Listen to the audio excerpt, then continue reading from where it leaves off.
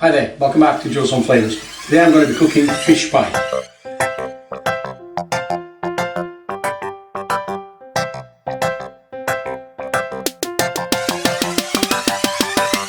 My take on fish pie is probably different from anybody else's take. It's got some of the same basis, maybe not all the ingredients, maybe different ingredients in terms of obviously preferences. But it is a fish pie, and all the main ingredients are here, which is the fish, and which is the mashed potatoes, which I'm going to be cooking as well. So we have some of the ingredients already I've mentioned. So we have the fish. In this particular case, we have salmon. This is a pie mix, a fish pie mix, which is available either frozen, which is my case now, unfrozen. But you can get it from your fishmonger. You can get it. You can get any type of fish and slice it yourself into bite-sized portions like this, or not. Basically, you can use any kind of fish you want. In my particular case, I have smoked pollock, hake, smoked salmon as well, and some cod as well. And I have about 800 grams worth of fish. Also, we have I'm going to be using about 1.5 kilo of potatoes, Marish Piper potatoes, which I'm going to make a mash from it. And from my sauce, I'm going to be using all sorts of things. So on this end, we have spring onions. We have, and I've already done the prep, so I don't have to bore you with all of that. So we have spring onions, some carrots, some corn, some frozen peas. I have some butter as well, and some mustard. I have some creme fraiche and double cream over there, some milk, olive oil, English mustard, I think I've said it already, some all-purpose flour, salt and pepper, olive oil, and that's pretty much all we're going to be needing for our dish today. So let's get on with the process then. Right, so starting our recipe, we'll go with the potatoes first. So our potatoes, which is, like I said, about 1.5 kilo of potatoes. I've peeled them and cut them into pieces so they would cook faster. And I cooked them in the salty water for about 10 minutes. And now I'm going to make a mash out of this. And for this mash, I'm going to be needing a little bit of butter, which I'm going to use right now. And then I'm going to use a little bit of there's nutmeg, and there's a couple of other things as well. This mix is called allspice, but if you don't have that, you can just go with the nutmeg, because all we need is just a pinch, just to give it a little bit of extra taste. Okay, we need a little bit of milk as well to help the potatoes come together. And now we're just going to mash it. We need to season our potato mash now. A little bit of salt and a little bit of pepper as well. When you're happy that your potatoes are mashed enough, you can switch to a wooden spoon to just make sure that the whole thing gets mixed.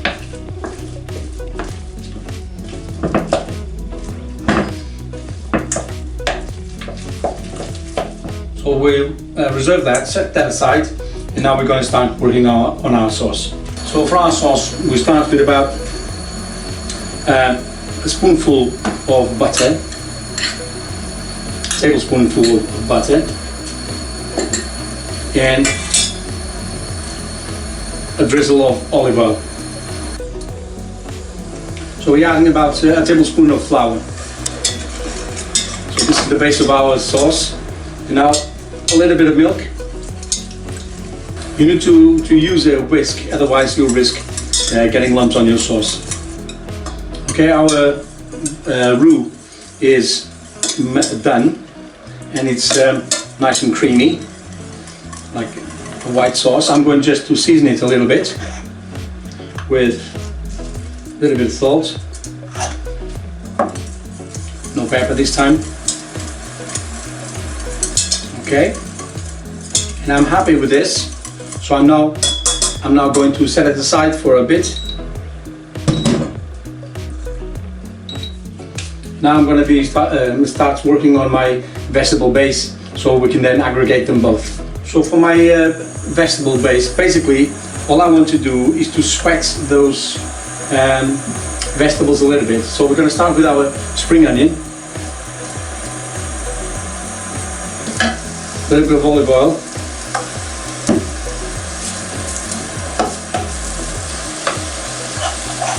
a little bit of salt just to make it sweat a little bit. Now I'm going to go with my carrot.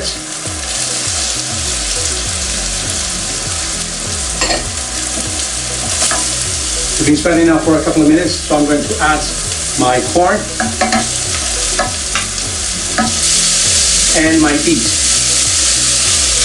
Our vegetables have sweat, so I'm now going to switch these and get my roux back on the hob. I'm now going to add these vegetables onto the roux.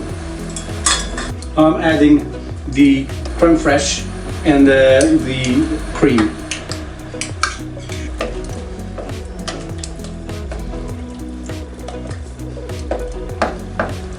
I'm going to use 2 teaspoons of English mustard.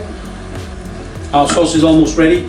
The only thing it needs now is a little bit of lemon juice. So I'm using half a lemon juice to bring this together. Okay. Now I need to try it. We always need to try the flavor before we actually commit to the recipe.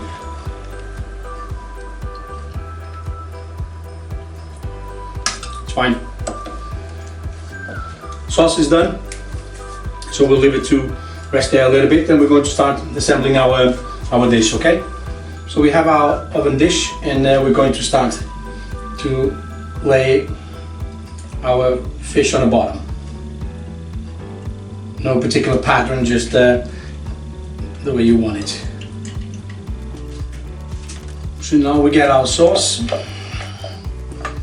and basically pour it down our dish, like that. Look at that.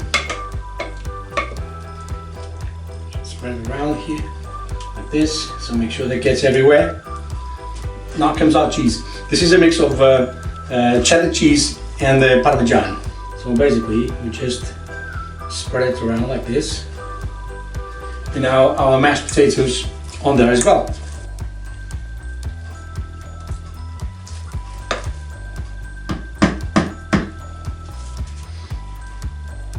Now we can try to make it a bit nicer.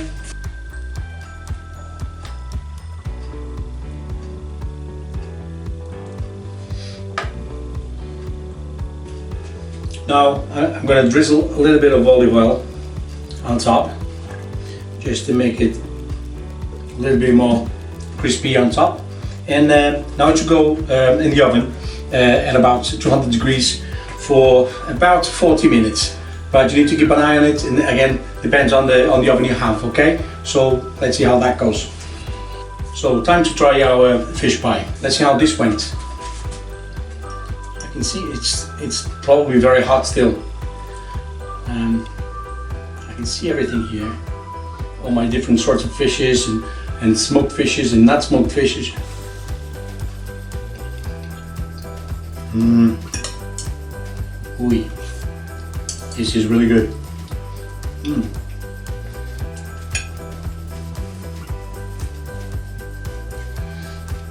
Everything comes together with.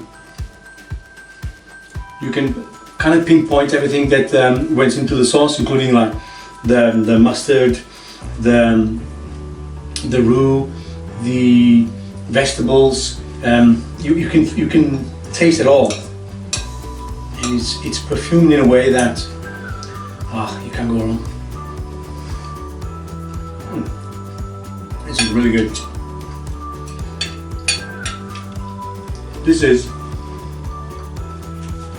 typically made with some kind of shrimps or seafood as well, which you can as well. The reason I didn't do it with the seafood is because my wife is pregnant, and we can't have that. But yeah, you can use mussels. You can have shrimps or any other kind of seafood you like, or any other kind of fish for that matter.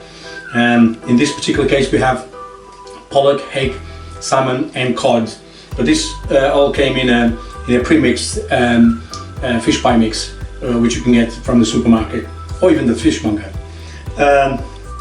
Give it a go. It's really easy to do. There's a couple of processes, but obviously it's not too complicated as you watched. And it's every bit worth it. This is, again, at the risk of repeating myself, this is the proper comfort food. This is typically a British dish, even though I bet everyone has a different version of it. And as it is today, I mean, there's some dishes that are originated in some places, but then obviously they go across the planet, and everyone adds a little bit or removes something and creates their own take on it. This is my take on the fish pie. The way it is absolutely stunning. There's a couple of other things you can add to it if you want to, but then obviously it's up to your taste and to your take on it. Give it a go. This is family food. It's really comforting and really nice and warm in the winter days. And yeah, if you like it, give me a thumbs up. Subscribe to the channel if you haven't yet. And if you need to see all the ingredients and all the processes, will be on joeshomeflavors.com. I'll hook up a couple of recipes up here as well, so you can check them out if you want. And just if you have any idea about it, or if you have a different version of this dish that you would like me to try, leave me a note on the comments down here, or you can go on the website and leave me a comment there, and we can even discuss different approaches to either to this dish or to any other. Thank you very much for watching, and I hope to see you again on the next one. Bye.